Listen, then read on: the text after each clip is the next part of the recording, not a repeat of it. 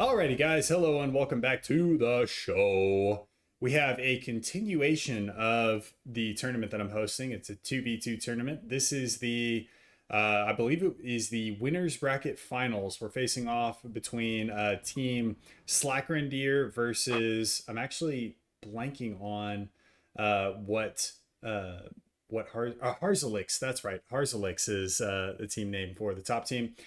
So we'll introduce the teams individually, but I am joined by HotSoup, who is a Twitch streamer and creator for Forge Alliance Forever, as well as a bunch of other games. I'm going to introduce the South team. He's going to introduce the North team. So starting out with our buddy in the far South Island, we have Slato, who's going Cybran opening a first land. He's got a lot of PGens queued up, undoubtedly for the large, massive amount of reclaim on this map. And to his north is his teammate, and that is the one and only Zackrendeer, who is going Seraphim.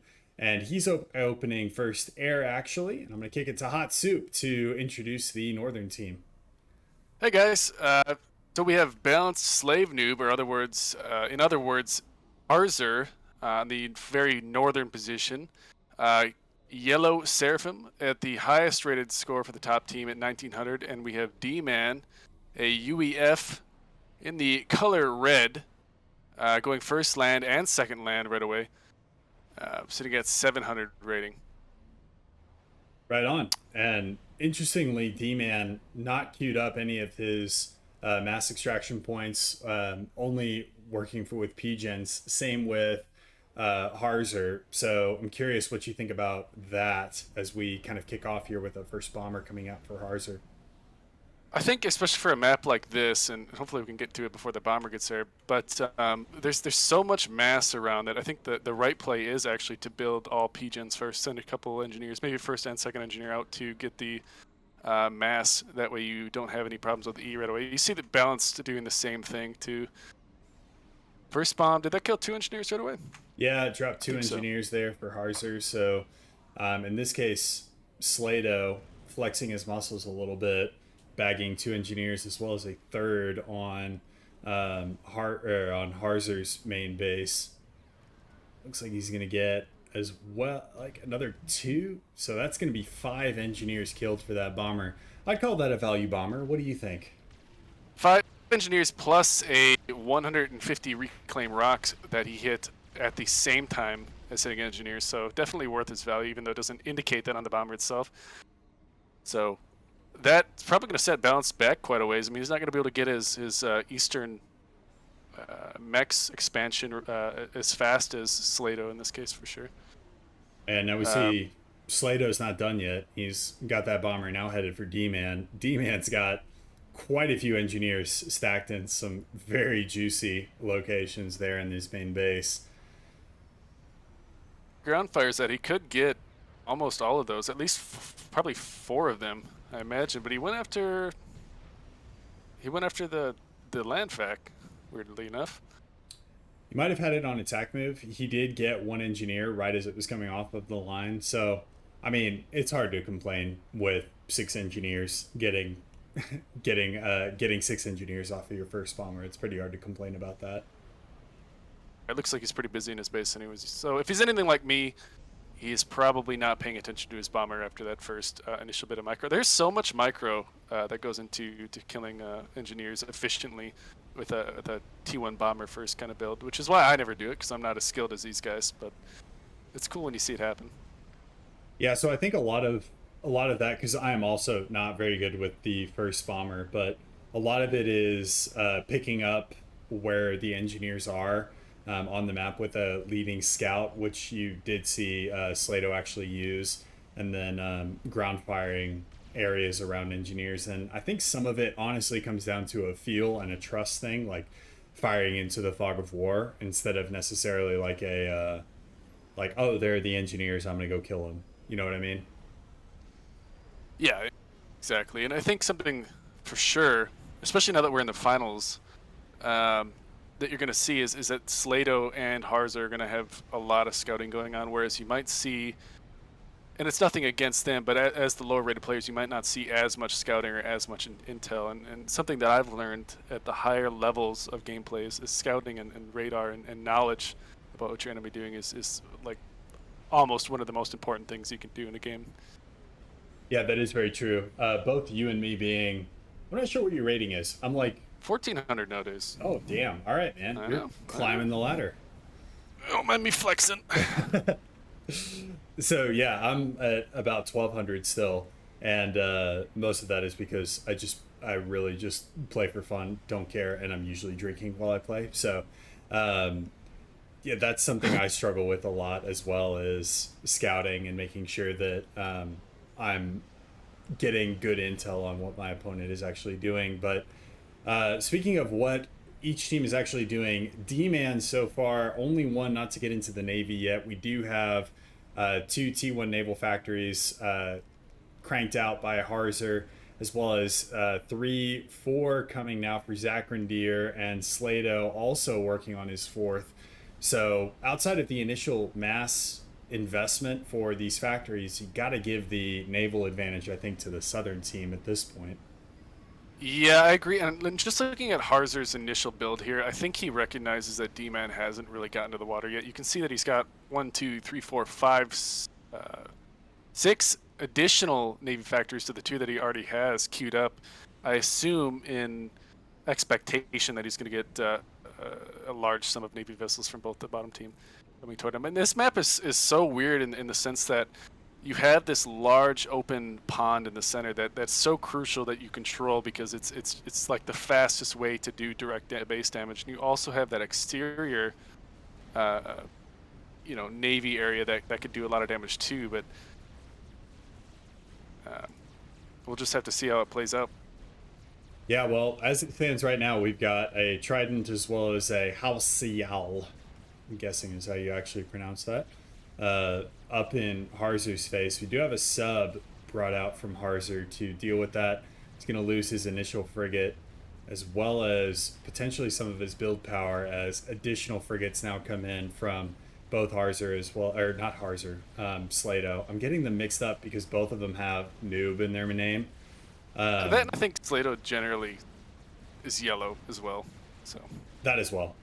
I didn't actually know that, but I'll definitely use that as an excuse since you've brought that now to my attention. So that's the reason why Slato is normally yellow. That's why I'm mixing these guys up. But we do have a sub out from Harzer, as well as a torpedo turret dealing with some of the frigates. Although there's I think we're getting to a critical mass of frigates here where it's going to be very difficult for Harzer to get back into the water or maintain his water presence. Yeah, I would say the only way that he'd be able to do it is if he had enough build power to build maybe 2 to 3 torpedoes. But I just don't think... And you would need Navy factories to kind of blunt some of the damage coming in from those frigates. Yeah, I mean, at this point, I think you're right. There's almost no way that he's going to get back into that water. And he's not even Cybran, so he can't get that nanite torpedo on his comm. So that's going to be pretty rough. I think that's an underrated upgrade for the Cybran. Oh, absolutely. Because I've seen it, it's one that every time I've tried to use, I'm not very good with it, but I've seen it do work in games before. I guess I haven't... Oh, go ahead. No, you're good. What I was saying is I guess I really haven't seen it used offensively too much, but I have for sure seen it being used in situations like this where you're getting pushed out of a location. You can get that 9-out torpedo up really quick, and that would deal with all of that T1. Even if there was T1 subs, no problem at all. I mean, the amount of damage that thing pops out is pretty insane. And even several T2 destroyers it could probably deal with, maybe 2 or 3 at a time. Yeah, well, as team number 2 seemed to be giving Harzer a little bit of relief, they have now shifted their sights over to D-Man on the far western side, who has gotten 1 torpedo launcher, second one on the way, as well as 3 naval factories. But there's a crushing amount of frigates coming his way, and again, it's a similar... I don't know whether it's better to kind of use your frigates in multiple different locations at the same time versus having all of them in one blob like we're seeing here. But D-Man, I think, is going to be much more emphatically crushed on the naval side. And we've been focusing a lot on Navy. There is some land engagements that are happening as pretty much all the T1 main battle units are losing an argument with a hillside right now on one of the causeways. But you can see the wrecks that have kind of accrued between Slato's main base as well as D-Man. So D-Man and Slato putting a little bit of oomph into the land game, whereas Zakrandir actually walling off his side of the island, not wanting to play land game as much as he can and focusing entirely on the Navy. What do you think about those kind of two decisions, playing land on this map versus going for Navy controlling the center? I think playing land on this map is really honestly risky, just because it's so choke pointy, right? Like, if you get a couple T2 PD down, or even a couple higher, tiered units to stop them from making any more forward progression on one side, I just think you're using a lot of resources to try to push through a very secured area. Generally, I don't see that it's very secured right now, but for unit per unit, they're pretty equal at the moment. I did actually see that Balanced had some units inside of Slato's base earlier, just killing off NGs and stuff like that. So that was a good little run by. But you could see just how little that, excuse me, not Slato, I mean Zach's base. But you can see how little that Zach has emphasized land this game. Allowing Balance to get just a few scout units through all the way to the core of his base.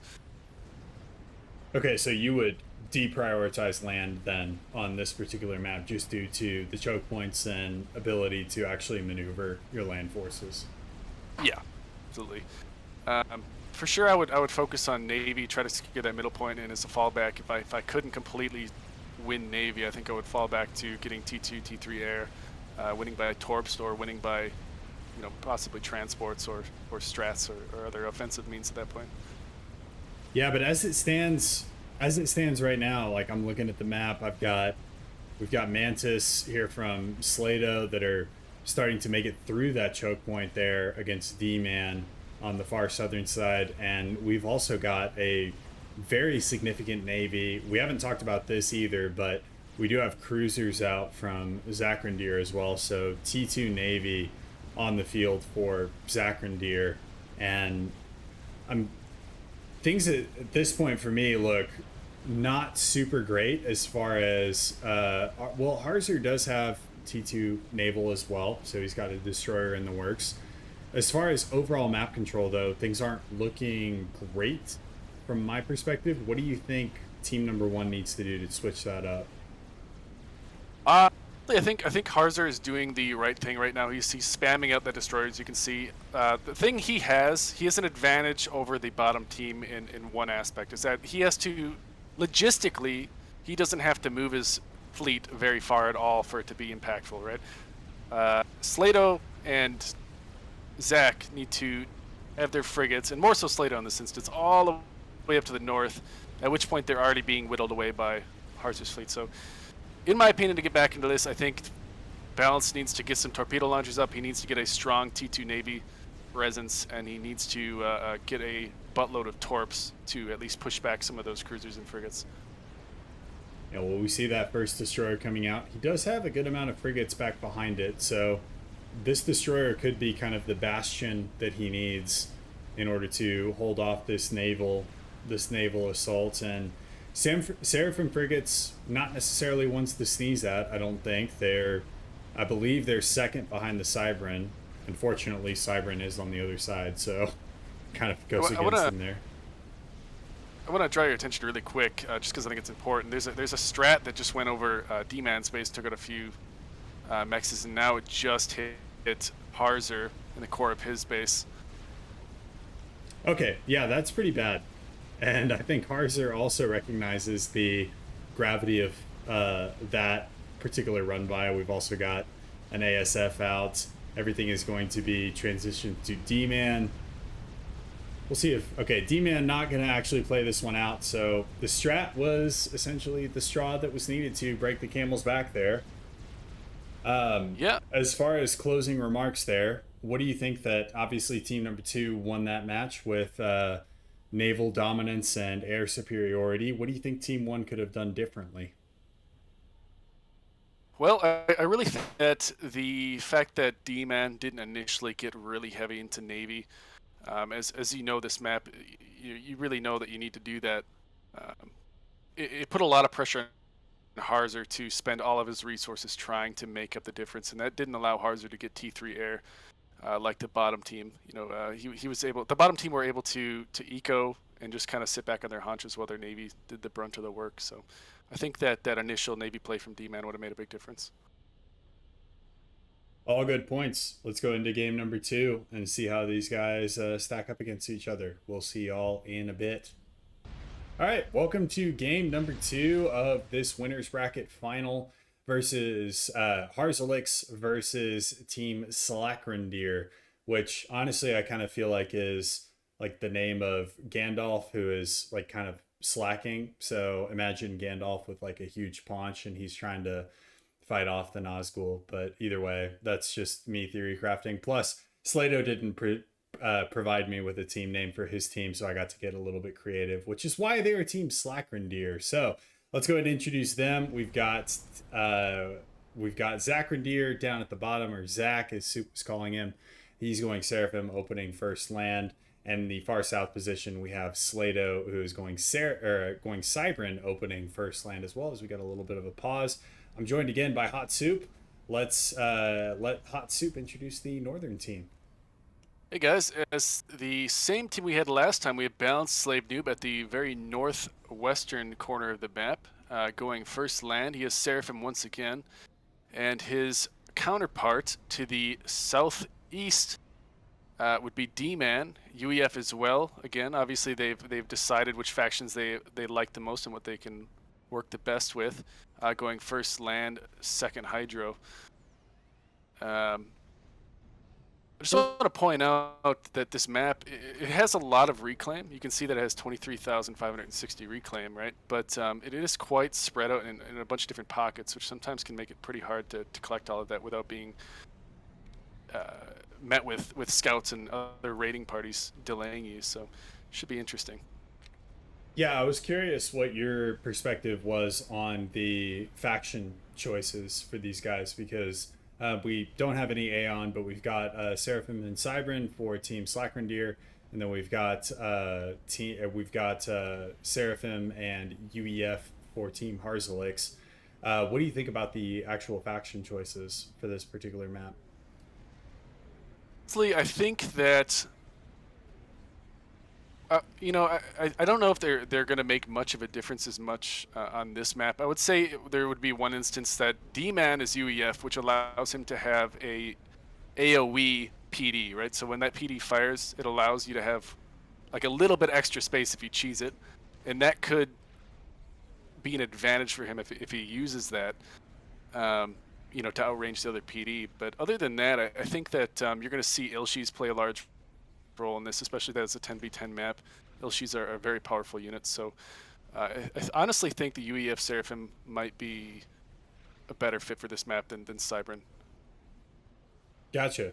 Yeah, so and then as far as what's going on in the middle here, of course, we've got a couple of neutral buildings here in the middle. If you're not familiar with this map, Certus Major, 10x10 map, but there is this Aeon base here in the middle with a Quantum Gateway, which is, of course, very valuable in the early game as far as mass goes. There's a couple of point defense and flak artillery, as well as a radar that is kind of overall defending this. But you see the southern team actually heavily prioritizing this position, with both comms actually already at that middle space, with Harzer and D-Man actually just now cresting that plateau, making their way in towards the middle. What do you think as far as overall impact and value this reclaim here in the middle actually has? I actually think that's pretty huge. Not so much the facilities around that quantum, but the quantum for sure. I can't remember how much reclaim that facility is, but I know it's probably like 2,000 or something like that. And that's a huge amount to be able to get probably 2 mexes to T2, or at least upgrade a factory and get a few units out when you look at it like that. And at a map this small, in a finals of a tournament, any little advantage that you can get is going to be crucial. So whoever gets that are going to be looking pretty good. Yeah, to be fair, to be clear, this is the winner bracket finals. This is not the grand final. So we're still waiting on a couple of games from the lower bracket to actually finish out. So this is not the grand final. These guys are not playing for the first place prize. But winner of this match is definitely in a really good position to actually win some good prize money from this. As a reminder, total prize pool is $600, and that's going to be broken down based on first place, second place, and third place. So those are the teams that are actually going to be winning money from this tournament. As we get all four commanders actually now competing over this middle reclaim. So Slato as well as Zach making landfall in this middle position earlier, but maybe not capitalizing on it quite as much early. They're definitely playing a little bit of a tap dance routine here, trying to dodge some artillery, trying to get as much reclaim as they can, while also trying to not die, in this instance, D-Man and Harzer actually pushing Slato and Zach off of that reclaim. They're going to get the lion's share of that quantum gateway, which, like Zoop was talking about earlier, not an insignificant amount of reclaim in the overall game strategy. I would say that you could clearly see why that was able to happen. I think it's because of the Zooies. The other team was not able to keep their comms sitting still, and plus Zooies have the range advantage there. I think that's always a good strategy. You see it a lot on Sentence and stuff like that, where people would build 3 Zooies right away to assist their comm and deny the other person from being able to keep their comm still. I would like to draw your attention, though, to the left side of the map, that left side expansion, those buildings, civvy buildings. I just find it hilarious that Celine was sent to sit on that mechs in stealth so that an engineer could not build it. But that's I just wanted to draw your attention to that. Oh, I love it. That is a okay. So I'll pause for a little bit for story time. So my wife does enjoy playing this game, but there was one game that I played where or I didn't actually play it. It was she was gonna play and I was gonna coach her. And I can't remember. I think it was Stasum's wife was going to play, and then Stasum was going to coach his wife. And Stasum's wife was playing Seraphim, and he coached her to build a bunch of Selens, enable cloak, and sit on all of my wife's mass extraction points. It was absolutely hilarious because I couldn't figure it out until later after I watched the replay. Yeah, I actually think I remember the update that allowed you to do that. Because I don't think, correct me if I'm wrong, but I don't think those Selens had stealth on them like that always in the past, did they? Or was it like... I think they've had stealth as long as I can remember, but I mean, I'm only thinking back like a year and a half, something like that. I'm not thinking back way into the annals of time, but going back to the game here, we do have a nice run by from Harzer.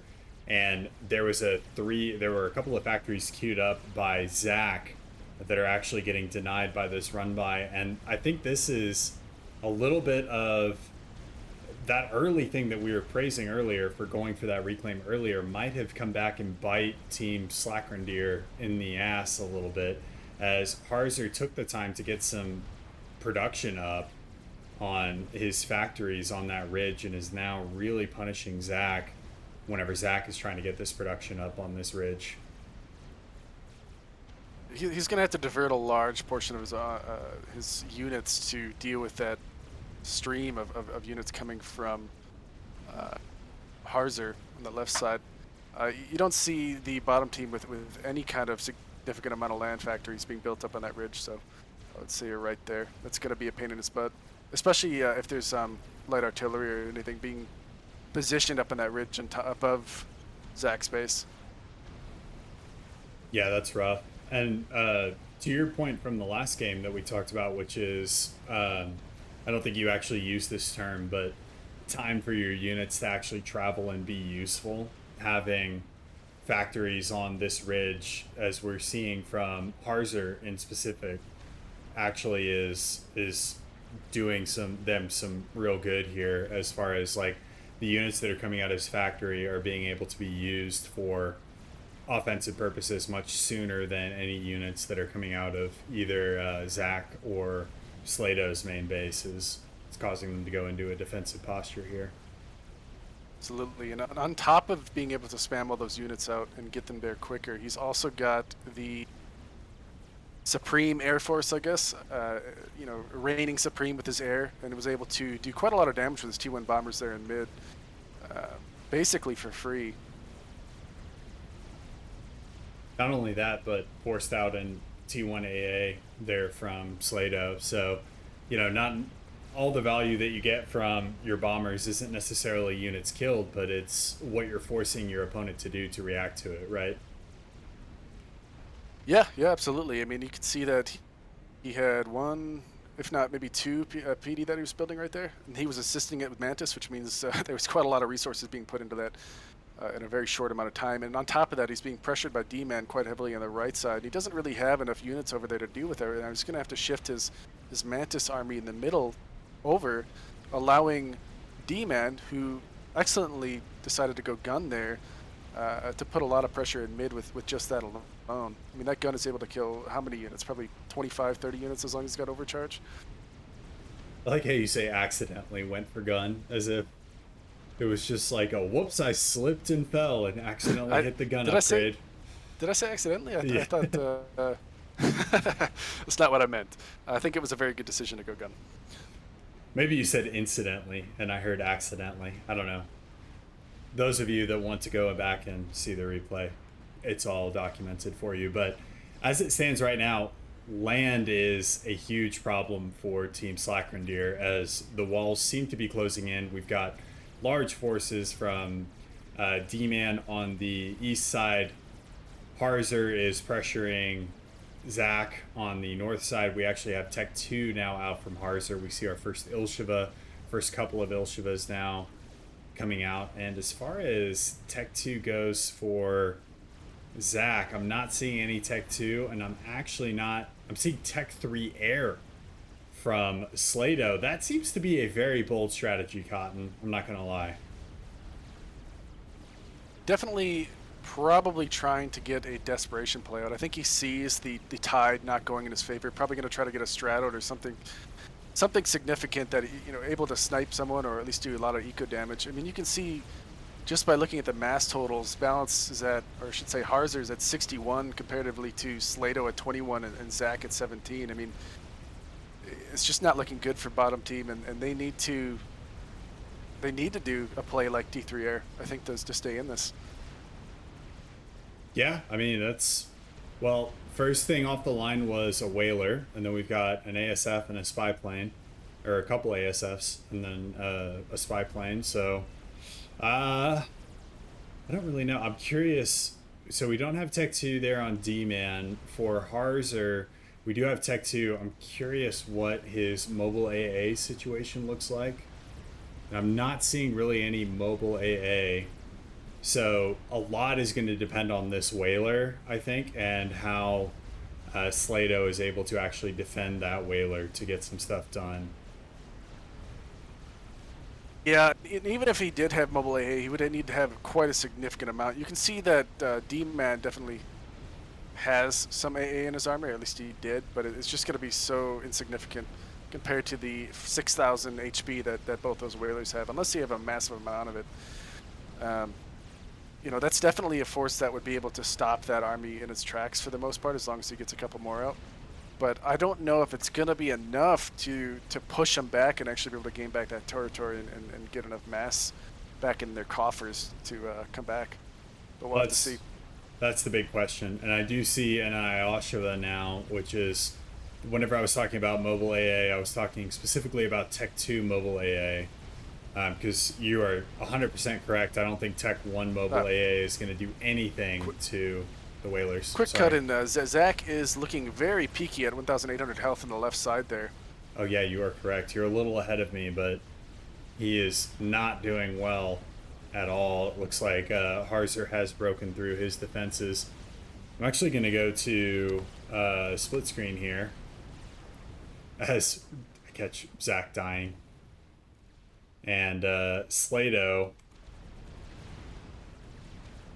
surrounded with only whalers as his defense, sending in the whalers on D-Man's commander. D-Man, of course, with that gun upgrade, so that really eliminates Slato's ability to trade blow for blow with that commander, as interceptors now coming in from Harzer that are now going to park themselves or not really, I guess, do anything. But either way, I would call this a win for the Northern team. I think D-Man is going to sacrifice himself here, but the amount of damage that he's done to Slato is pretty significant, I would say. Fairly irreparable. You see that Harzer expected that to happen. He's sending in several T1 bombers to try to finish it out. However, there is enough area probably to stop that. But I think at this point it's only a matter of time. The left base is going to be very hard to control and take back. And, with only 5 whalers as your offensive means, it's just not looking good. Yeah, I mean, even if you're a 2,000 rated player like Slato is, this is a really big ask, especially whenever the player you're playing against is Harzer, who is no slouch by any stretch of the imagination in this game. The one thing that he does have going for him, though, are these whalers, and I don't know, maybe he could like loop them around and go for a snipe on Harzer. Like, I mean, I'm kicking, I'm dreaming here, I guess, but Honestly, I don't think it's out of the realm of possibilities. You see that he has, 4 ASFs and a spy plane. He's got 5 whalers. I don't see much AA inside of Harzer's base itself. He for sure has interceptors, but those ASFs would make mincemeat out of those. I think he could honestly go for a snipe, just even going through mid, straight to him. I don't think it's out of the realm of possibilities. He's got quite a bit of build power in his base, but I don't think he has any T2 build power that I see, or at least not a lot. I see actually 1. yeah, so and we're seeing them build energy storage. So I think that is the way Slato wins this game. But we'll see if he has the presence of mind. Right now, he seems to be very occupied with trying to defend the 2 bases that he's got and close the gaping wound that has been torn open by the Northern team between the Ilshevas as well as the continuous T1 pressure, which hats off to them. They've done a great job of really shutting down the Southern team with that T1 pressure, even though the Southern team went for more of a techie build with Tech 3 Air. Just goes to show that especially on smaller maps like this, like a 10 by 10, but it's not even that. You're probably more like 5v5, being that your bases are closer than to the edges of the map. That sometimes tech is not the most important thing. I mean, establishing a good base with a lot of T1 spam can go a long ways to being able to set up a good game, a good long game. Well, I think that Slato is actually going for it here. We've got whalers moving across the map. They're moving in on Harzer's main base. Harzer does have a couple of flak artillery, but the whalers here going for the throat, so to speak. Several flak artillery, actually. 1 has gone down already. A second and third to follow. I think that Slato might have let Harzer prepare a little bit too much for this potential snipe. I have to agree. I think that Harzer saw the writing on the wall, saw that there was whalers, and decided to get some flak up ahead of time. That's going to be really disheartening, I think, for Slato and the bottom team. Honestly, I wouldn't be surprised if we control Ks after that, but we'll have to see if my predictions are right. Oh! I knew it. $100 for me. We didn't make any bets before we started this. Or so you want people to know. So then kicking it to you as the color commentator and the higher rated player in this chat. What do you think that the Southern team could have done differently? Well, I think that they did a lot of good things, but the main thing would be securing those flanks. Maybe even with just some artillery and T1 PD or something like that, so they could help focus on that mid section and get that quantum. That's a bit disjointed. I think there's a couple things. They missed out on the quantum. I think they for sure needed to fight a little harder to get at least some of that, or at least half of that quantum reclaim. and probably more T1 spam if I had to make a long story short.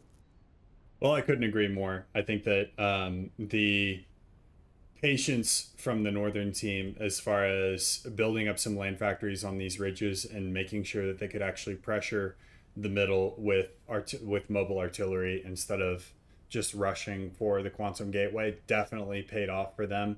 I'm not sure if this is something that they had discussed earlier, but it definitely seemed like a well executed strategy. So we'll see y'all in the third game as this best of three stands 1-1. See y'all in a bit. All right, everybody, welcome to game number 3. This one is going down on Pelagial. I don't think we actually introduced the last map, but this is a very Navy-centered map, similar to kind of game number 1. In the far southern side, we've got Zakrandir. He's going Cybran, I believe, once again, and he's going first land. And his ally to his west is going to be Slato, who's actually also going Cybran. So all Cybran for team number 2, and I'll kick it to HotSoup to introduce the northern team.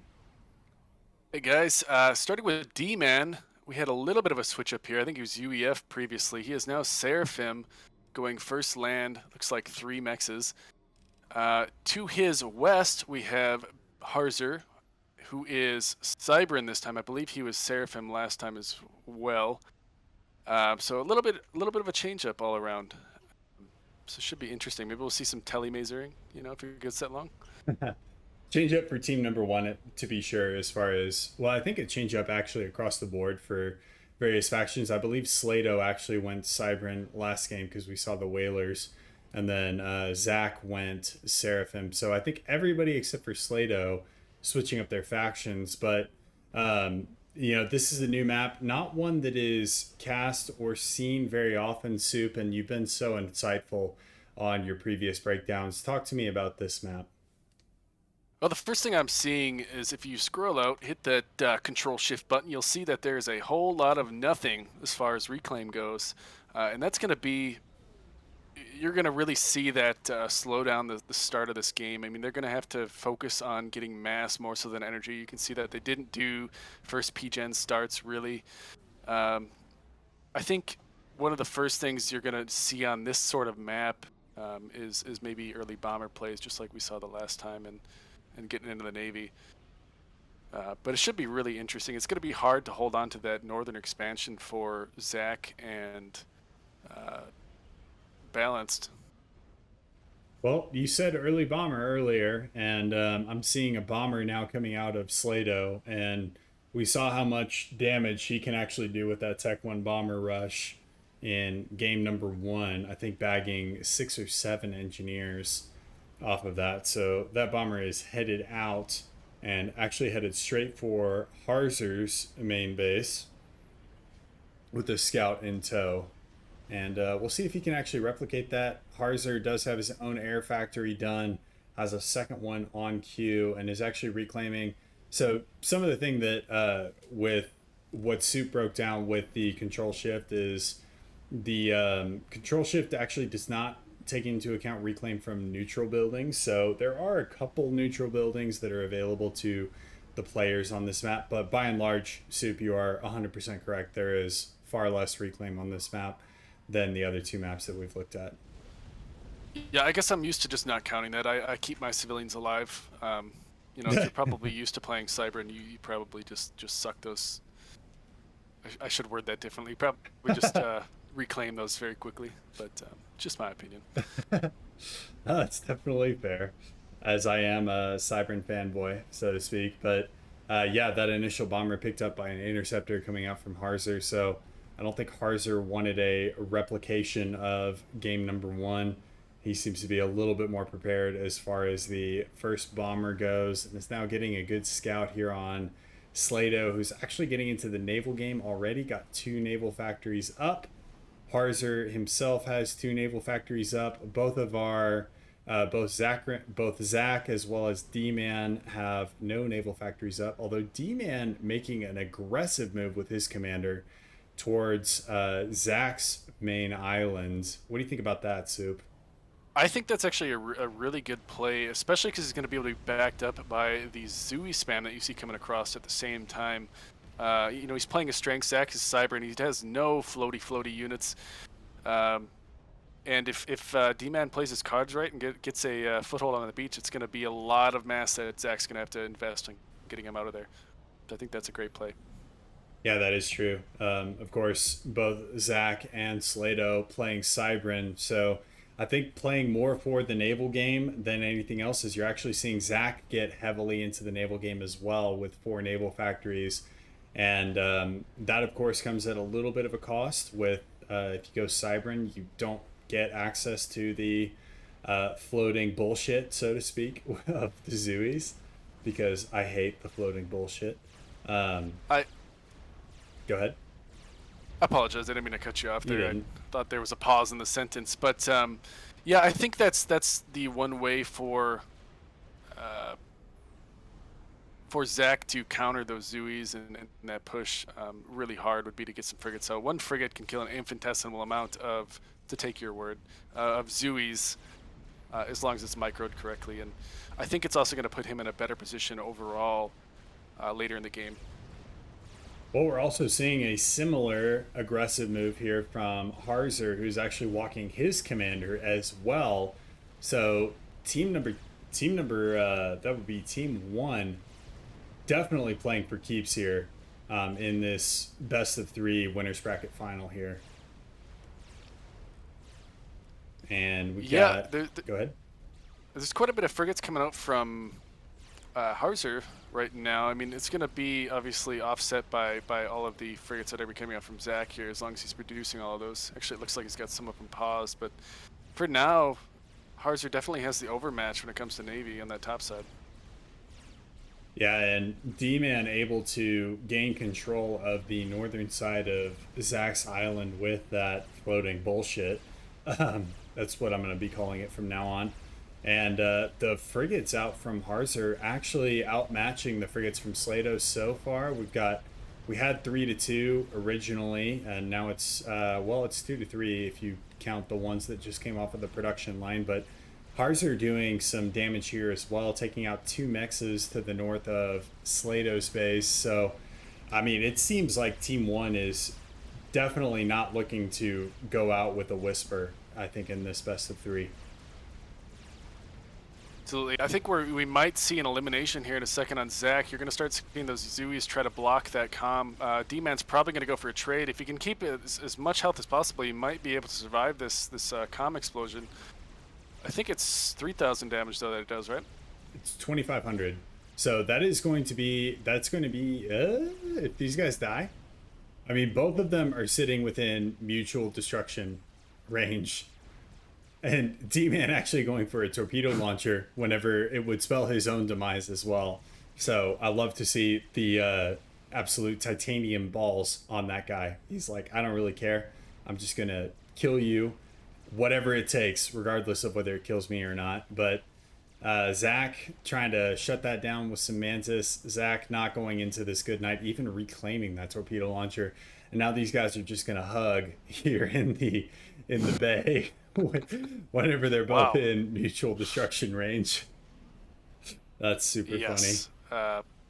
While all that's happening, which is it's like they're probably very zoomed in right now, but you can see on the north side that Balanced is starting to push into Slato's Navy production a little bit here. I don't think he's able to push it out quite yet. I mean, it'd be hard to get through that little choke point there, but definitely should be interesting here in a couple of minutes to see who has the predominant Navy on the field. Yeah, both of these teams, we haven't talked about eco a whole lot in these games, but both of them in lockstep as far as total mass accrued. And yeah, I just keep going back to D-Man and Zach at the bottom side of the map. They're both just like staring at each other in the water. They're like a sub from either one of them would be absolutely catastrophic for the other. But we do have large naval production coming out from Harzer, as well as, well, it's not actually quite as large coming out from D-Man. D-Man actually mirroring Slato with less naval production than his mirror, which I'm not sure I'm actually making sense right now. But anyway, D-Man mirroring Slato while Harzer mirroring Zach. As far as naval production, that should clear up all of the pronoun issues. Although I can't say pronoun issues because that means something else now. So either way, we'll leave that in the final cut because I don't feel like re-recording. So, Soup, I'll kick it over to you before I do any more damage to my brand.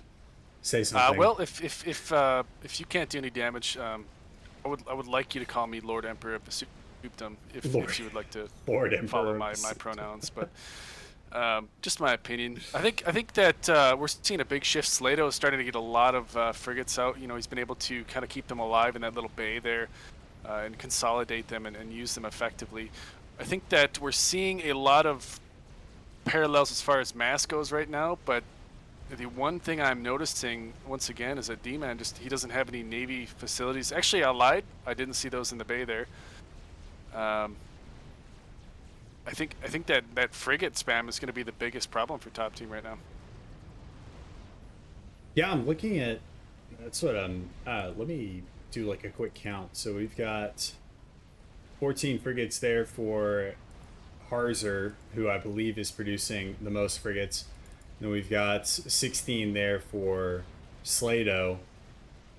But Slato seems to have his frigates in a better spot to do more damage. Like they're killing interceptors, which you don't usually associate frigates as being like AA powerhouses, but they do have AA and they will kill interceptors if they're sitting on top of them. They're threatening some mechs expansions, and I think Harzer is spending like almost all of his frigates hunting down these little raiding parties, so to speak, and not a whole lot of those frigates are actually coming to use in large naval engagements, and that might be hanging his opponent or his ally a little bit out to dry. Although, yeah, we've got Zach with several frigates here taking out naval production there for D-Man. So D-Man has repped up a little bit and is actually going for naval or for land factories on Zach's main island. Harzer backed his commander off a couple minutes ago, and Zach seems to be not too happy about the existence of factories on his island. Should be eradicating those relatively quickly. So I think this is really important as far as Team 2's position. What do you think this does for Team 1's overall strategy? Because they did go very aggressive walking commanders to the other side of the island.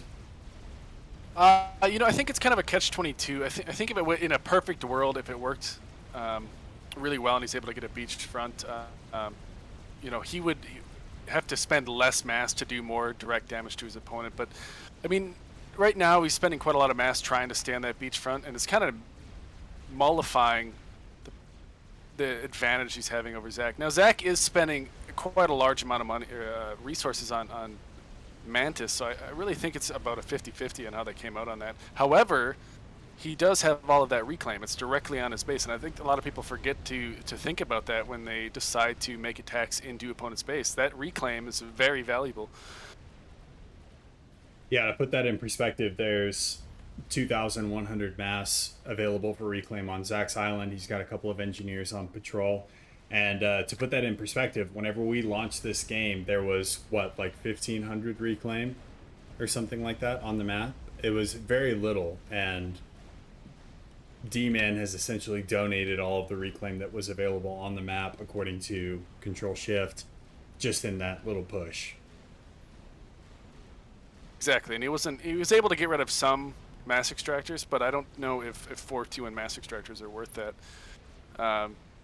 That being said, if we look at the mass, you can see that D-Man's sitting at 21, Zach's sitting at 23, Harzer at 31, and Slato 35. I mean, I just don't think anyone has enough left in the tank really to focus on ecoing, and that's why you're seeing a lot of T1 play right here. And I did see Slato took the tech jump to T2 air to get torps out, but even that is just going to be so expensive to try to get a decent amount of those out right now. Yeah, so he's going for a Tech 2 transport right now, trying to get some Tech 2 power. He's doing all that off of, I think, only 2 Tech 2 mexes. So if we look at his eco, yeah, he's only got 35 coming in per second, which is not great, but he is all in on the, I think, aggression side, and he's using some of that Tech 2 air to produce some renegades that are going to go and harass Harzer's mexes on the tip of his island, very similar to how D-Man was harassing Zach on his island. He's going to bag a mex there, probably going to get another 2 or 3, depends on how his interceptor screens actually work.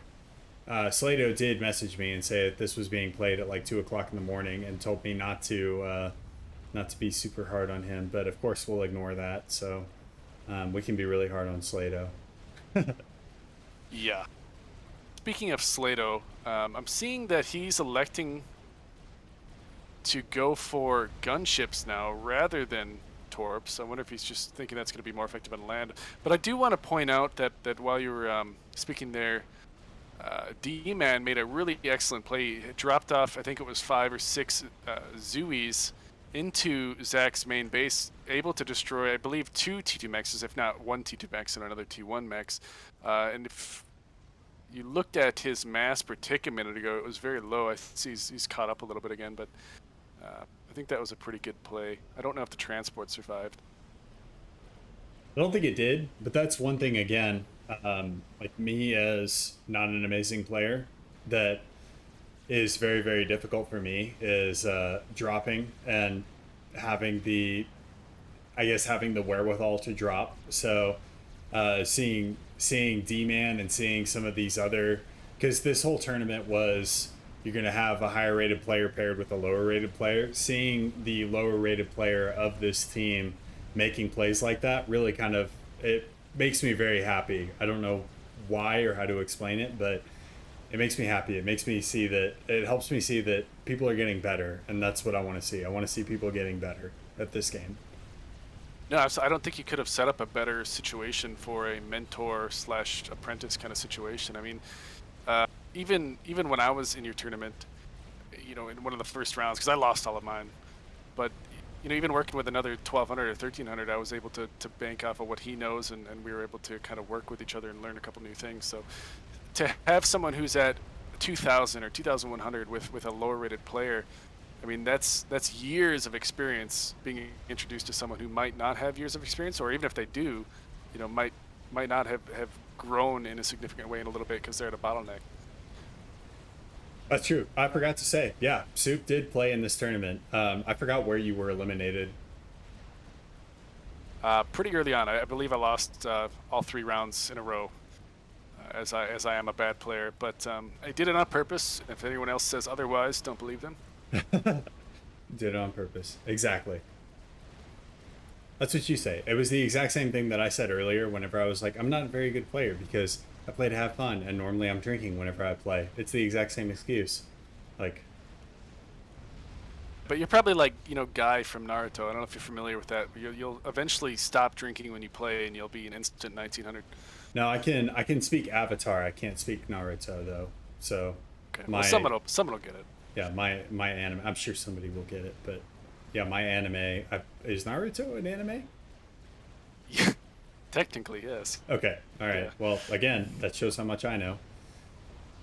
As we've got the torpedo bombers there from Slato, mopping up a little bit of a raiding party there from Harzer, and Slato attempting a push here in the middle. Harzer's got a lot of naval production though, and I don't think it's necessarily factories. I think it's mass income. I'm curious what his mass income is at.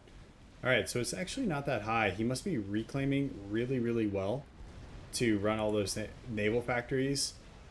Although all teams at kind of both of the higher rated players kind of at a low mass per second income. Actually, really all the players as I'm checking. I think that goes to what you were saying earlier, where, you know, mass is just kind of limited on this map as far as what you're actually going to do. But seeing large engagements between the frigates of Slato as well as the frigates of Harzer, both these guys focusing a lot on Tech 1 Navy. The one card that I think Slato has in the bank here is that Tech 2, or Tech 2 Air, which I know you were hesitant on as far as praising earlier, but it does seem like it's paying off for him here, as these torpedo bombers are really doing work at evening the odds and forcing Harzer to react with his interceptors. Yeah, I do believe that is the case, but you can see the opposite effect of that as well. I think that is probably going to maybe not win that battle, but at least soften the loss of that battle. But imagine that mass being put into frigates in this situation.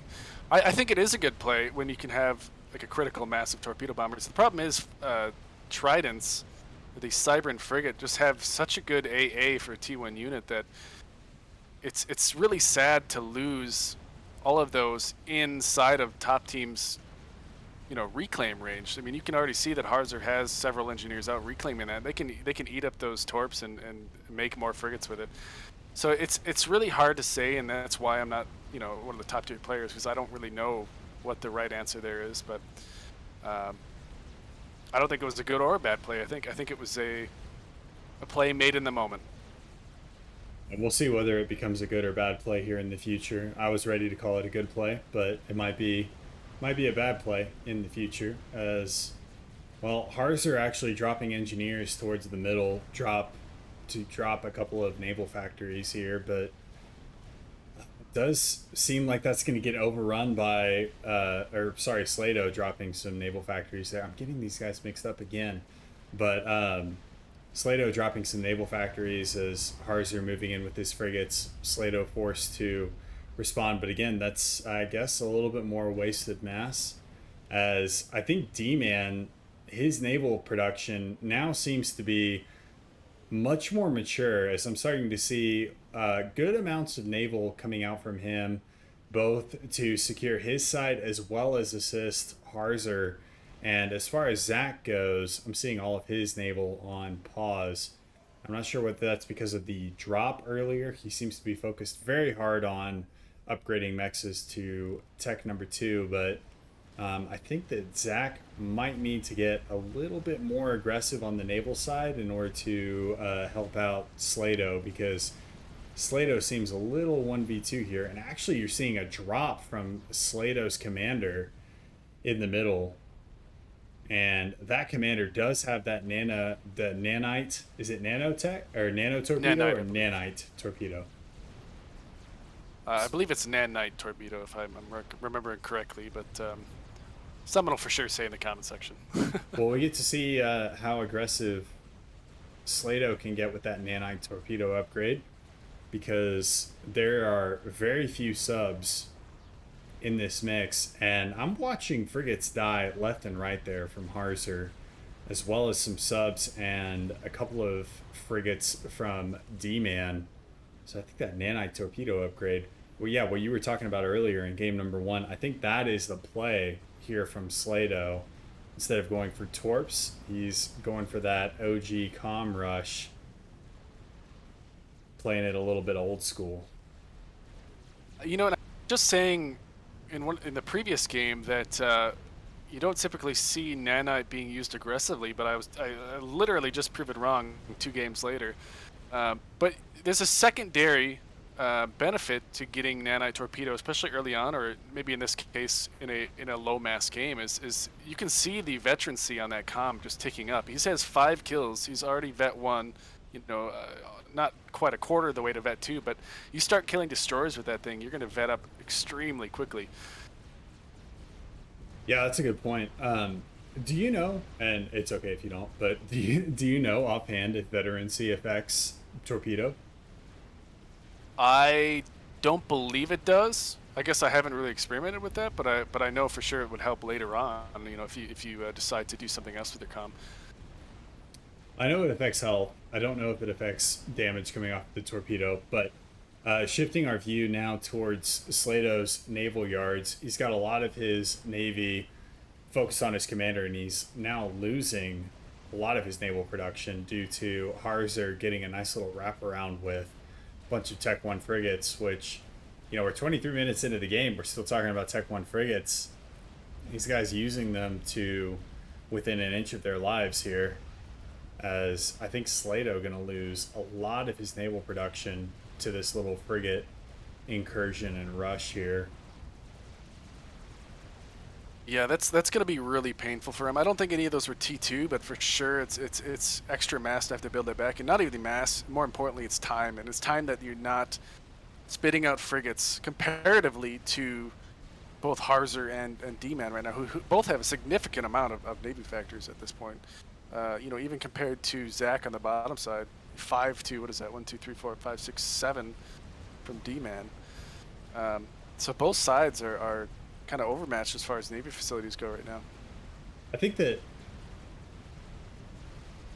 going back to our initial, well, actually, is Harzer getting Corsair bombed at this particular point in time. There are a couple of Corsairs that are out from Slato. I did not see those Corsairs being created. Harzer dancing within an inch of his life here as more Corsairs come across the pond.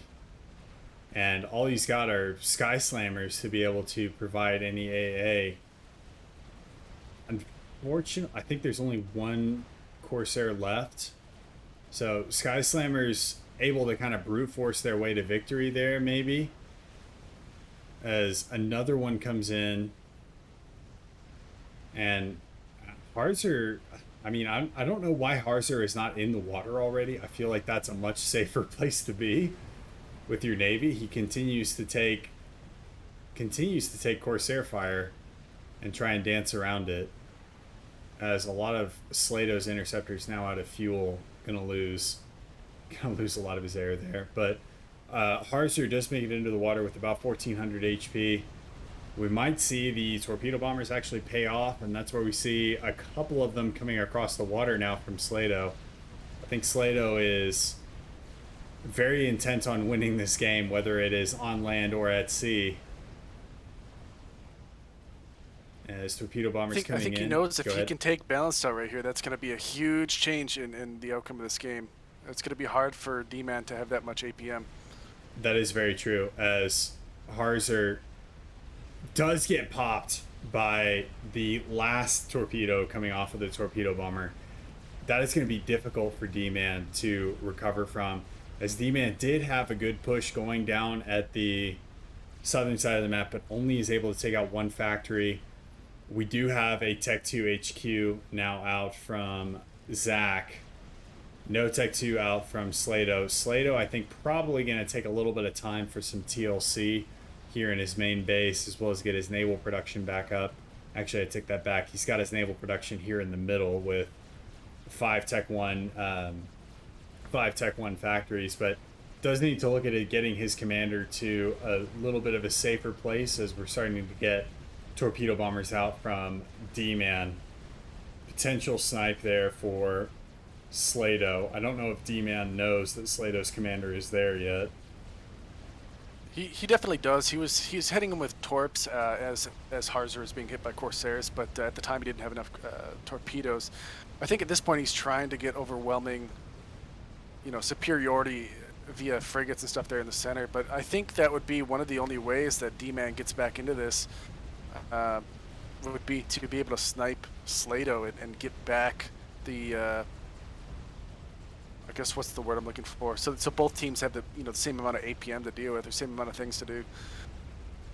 Yeah, that's definitely true. Plus, eliminating Slato, the higher ranked player on that team, when Harzer, the higher ranked player on team number 1, has already capitulated, would be, I think, invaluable, as D-Man doing a pretty good job here with overwhelming naval superiority. The colors not really doing me a whole lot of favors here, but there's a Salem class destroyer as well as a bunch of frigates, and I think a lot of those ships gonna go down, as Zach just kind of ran them indiscriminately into D-Man's navy, and D-Man's navy unaffected, going for I think the manufacturing there for Zach, I'm not sure, or defending Slato, one of the two. But either way, the navy that D-Man has right now able to overwhelm, I think, what Zach and Harzer have in the field. I don't think it's going to for much longer because, as we mentioned before, Slato does have that nanite torpedo, and if you look at his comm, he is looking very healthy right now, especially considering he was sporadically getting hit by torps. Already at 4 vet, almost halfway to 5 vet. I mean, he could potentially get hit by many more torpedoes and still get a vet and still be okay. I mean, he's at 43 kills, which I have to assume are all frigates and subs. That's a significant amount of money, definitely paid for. I would say the majority of that frigate fleet has all been killed by his nanite torp. Yeah, so I think in order for D-Man to level the playing field here, he needs to amass some torps, which is I think what he's trying to do up here in the northern, well, I guess the semi-northwestern bay. Got a couple of torps set up there, but I think he needs to amass a critical amount in order to take out Slato. Although Slato now moving back towards his base, I think is tired of of fighting the battle on the front line, wants to move to safer waters, so to speak. Very well could be. But what's up? No, go ahead. No, I was just adding that in. I want to hear what you had to say. Oh, well, I was going to ask, have you ever... there are a couple of maps out there. Whenever I was talking about safer waters, I just immediately thought there are a couple of maps out there that have very, very deep waters. Have you ever tried dropping your comm from an air transport into extremely deep water?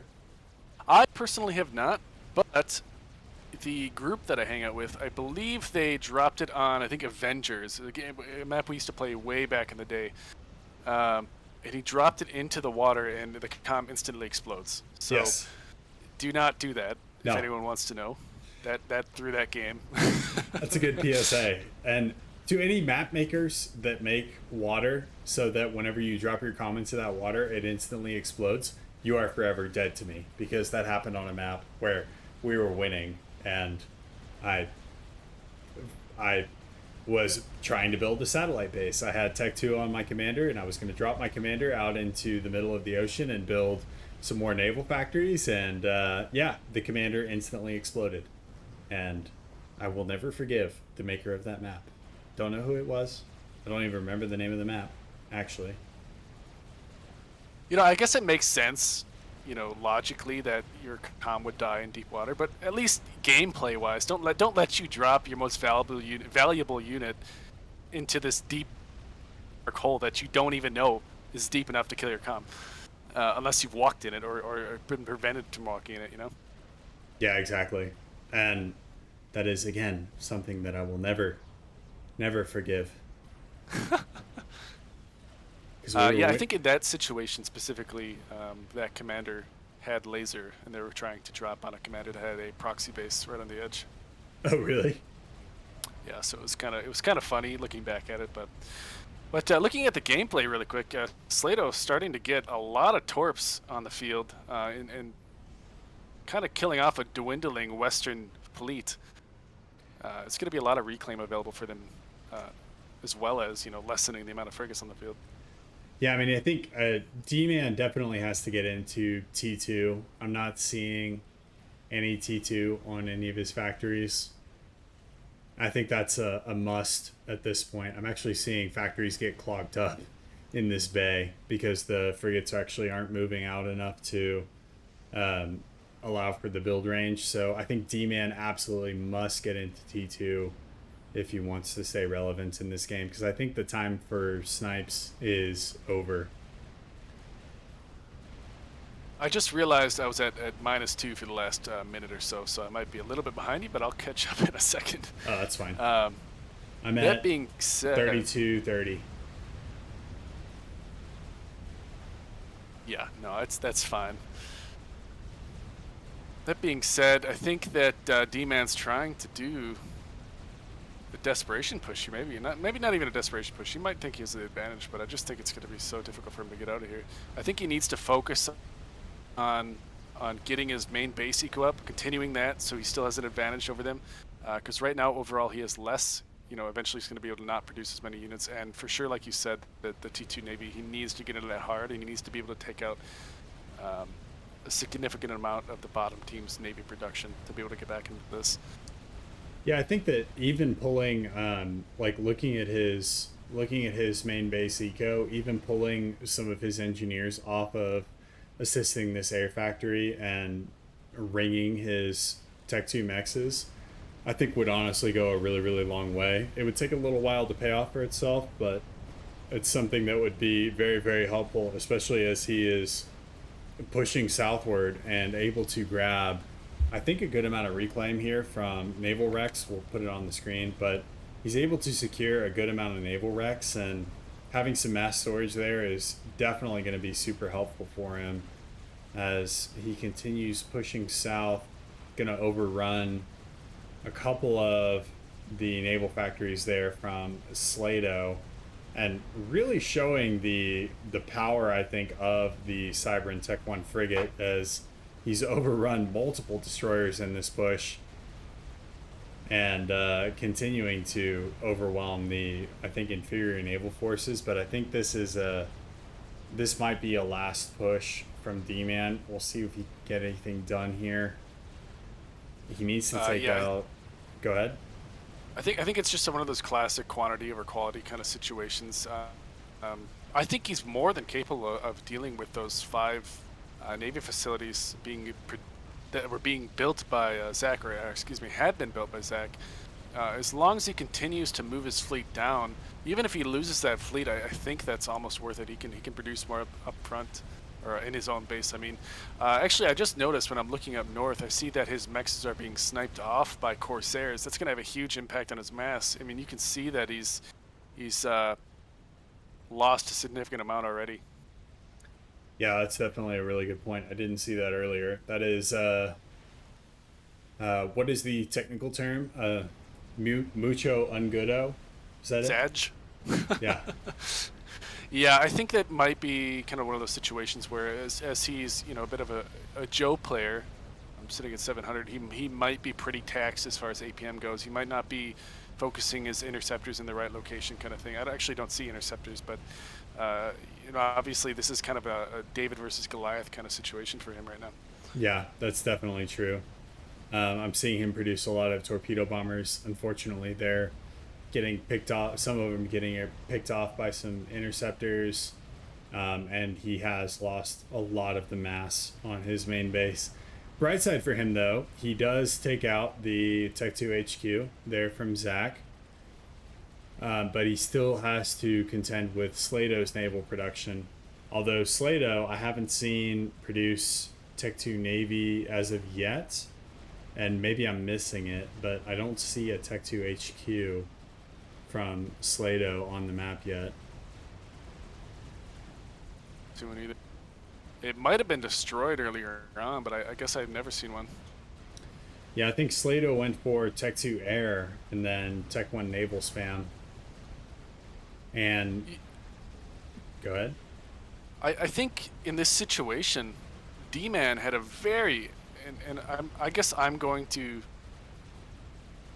It's not looking great for D-Man, I guess, in that aspect, but I think he has a very good chance if his mexes weren't being taken out by Corsairs. Now, that being said, he could still get back into it, get a bunch of T2 engineers up, get his T2 mexes back on the field, and kind of catch up to him, as the bottom team isn't really increasing their mass that much at the moment. But, he really needs to protect his mass, and he's done a great job so far denying the bottom team's building facilities, I guess.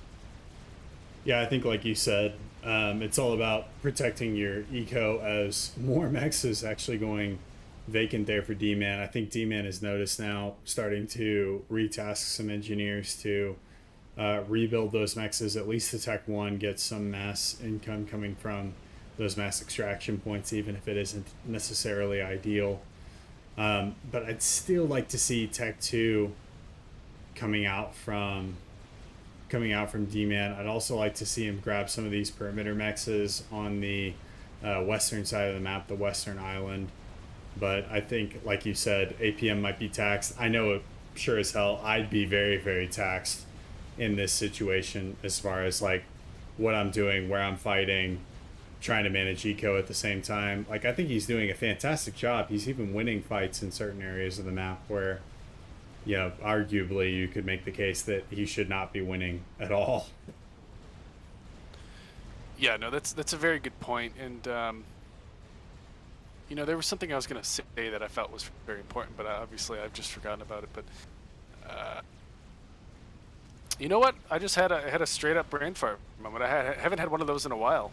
But lots of torps going over the frigates right now. But I don't even think those torps are necessary at this point. I think as long as Slato continues to produce as he is, I think he's going to be able to overwhelm that.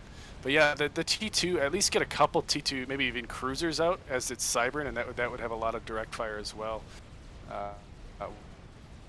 Way for him. Yeah, that's definitely a good point. On the Cybern cruisers, they do have a decent deck fire gun that does allow you to. I'm forgetting the actual DPS. It's not quite as much as a destroyer, but it's significantly more than a frigate. So getting those destroyers out can give you some really, really good AA, as well as allowing you to still punch pretty hard in the Navy side of things, which is why I really, really like the Cybern destroyer, or the Cybern cruiser. Absolutely. I think if you scroll out, you'll see that there's a bunch of torpedo bombers in the northeastern corner. I'm willing to bet that's going to go for the Navy production. And seeing as D-Man really doesn't have that many interceptors, and what interceptors he does have are being used, that could be a pretty devastating loss for him up there. Well, he is aware of it. He does have an interceptor trailing, so he might be able to do something about it. I don't really know what these. I mean, the torpedo bombers, they're just going to take out Tech 1 factories. There's no HQ. You know what? You're right. I do see a lot of those aren't actually producing anything. But I guess if he did have the mass, those would be invaluable. Yeah, but I guess it's a little bit of a. Yeah. It's a little bit of a state of you don't have the ability to. You don't have the ability to use them, so might as well take them off of your hands. Yeah, that's true. That's true. And, let's take a moment to realize it's now more than 40 minutes into the game, and not one person has been over 100 mass so far. And that just goes to show, one, it's 2 a.m. in the morning, and two, the amount of T1 spam that has went into this game and the amount of pressure that's been put on by all opponents involved has been pretty immense to not allow for people to eco up to the levels that you would expect at above 40 minutes. Yeah, I think that, these guys are playing for keeps. Like, this game does have this game does have monetary implications, so I think that everybody is playing their hearts out, which I really love to see. And D-Man, first and foremost, with his partner being eliminated, not capitulating until just now. Hats off to you, my man. You did way better than I could have ever hoped to do in your situation. Like you did, I think you did fantastic. So, Soup, turning it over to you. As far as Team 1 is concerned, as Team Slackrendeer will move on to the grand final and face off against the winner of the lower bracket finals. What do you think about how D-Man and Harzer played these 3 games? I think they played some really, really good games. You can tell that they've been working together, or at least I believe they've been working together on strategies, and they both pushed in both games, very symmetrically. I think D-Man, especially in this situation, did a fantastic job after his partner died, to continue on the fight and to even make some really, really good plays in that bottom, southern ocean to take out all those factories and stuff like that. I think that shows a lot of smarts going into the game and awareness that he could do that even in a situation where he's 2v1. So both Harzer and D-Man played fantastic. It's just one of those situations where the bottom team might have done something just a little bit more efficiently and pulled off the win. So both teams very, played very well. Could not agree more. And as we close this out, Soup, where can people find you if they want to watch more of your content? you can find me at Twitch. My username is going to be HotSoupa, hot-supa, and I usually play around 4 p.m. Central Time or 5 p.m. Central Time, probably once or twice a week. I also have a Discord, so if you see me online, you can feel free to send me a message, and I will invite you to that. Sweet. Are you okay with me adding or are you okay sending me your Discord handle? I can put it in the description of this video so that people can find you. Yeah, absolutely. Okay, sweet. So yeah, check the description of this video if you want to get in touch with Soup and join the Discord. I play with Soup pretty often. Great group of guys that play FAF to play FAF with. I'm stumbling over my words right now all of a sudden. So with that, and with my stumbling over my words, thank you very much, Soup, for joining us. Guys, check out him on Twitch if you haven't already, and feel free to add him on Discord if you want to join the server. And with that, I will see you guys in the next one. Peace.